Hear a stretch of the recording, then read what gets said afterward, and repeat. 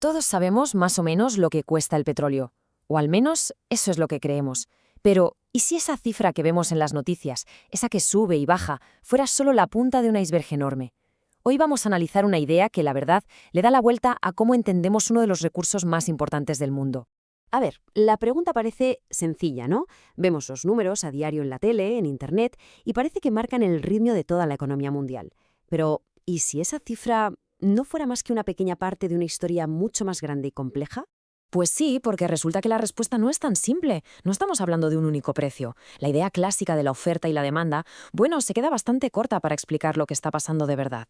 Y la clave, según la tesis central de este libro, es que el precio del petróleo no es un número y ya está, sino que es un auténtico campo de batalla, un sistema de 5 precios distintos, todos conectados entre sí, y la mayoría están ocultos a simple vista. Venga, vamos a empezar por lo fácil, por lo que todo el mundo conoce.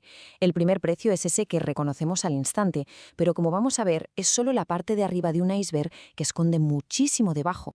Este es el llamado precio económico, o sea, el de toda la vida, el que se explica con las reglas básicas del mercado. Si la demanda sube muchísimo, como ha pasado con el despertar industrial de China y la India, y la oferta no da para tanto, pues el precio sube. Es la cifra que nos dan en los informativos.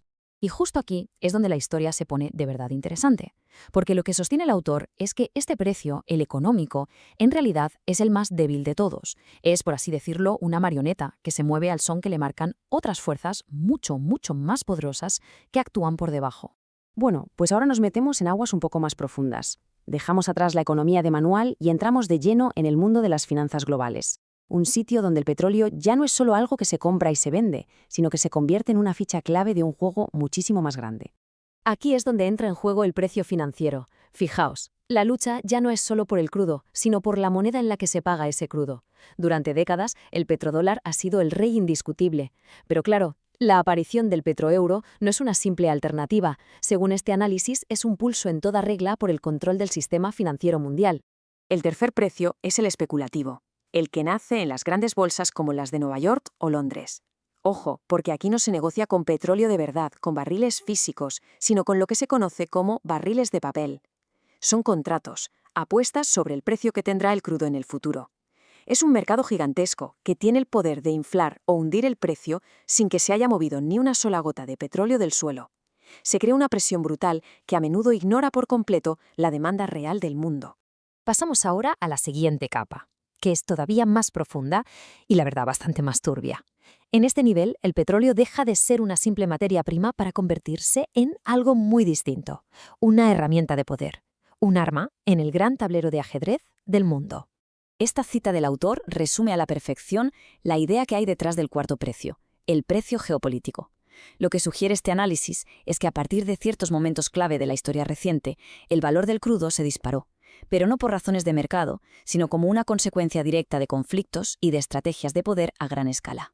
Los factores que mueven este precio son, ni más ni menos, los grandes acontecimientos que han marcado el siglo, hechos como los atentados del 11S o la guerra de Irak, y sobre todo la lucha por el control de zonas estratégicas como ese llamado triángulo energético del Mar Negro, el Caspio y el Golfo Pérsico, pues desde esta perspectiva se convierten en los auténticos motores que fijan el precio.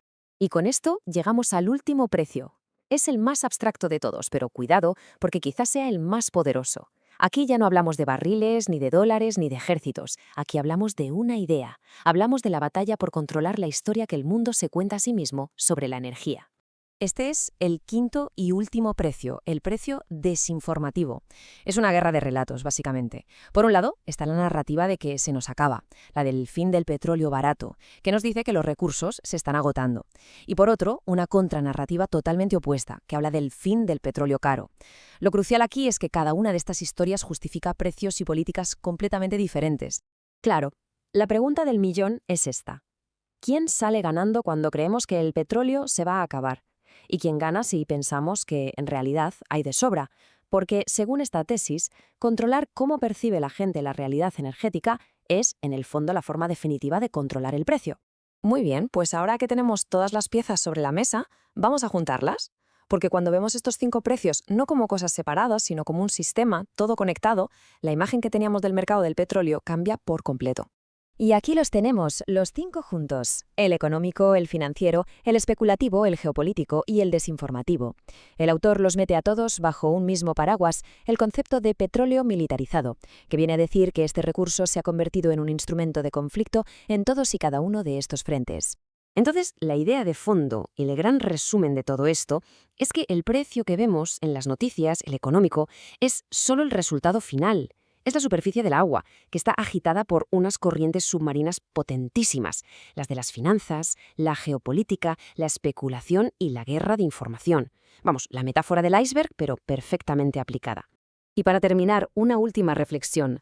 Todo este análisis se centraba en el petróleo de hace ya unas décadas. ¿Pero se podría aplicar este mismo modelo a los recursos que son críticos hoy en día?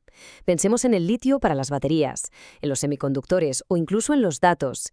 ¿Qué precios ocultos están determinando su valor real, mucho más allá de la simple oferta y la demanda? Bueno, pues ahí queda la pregunta.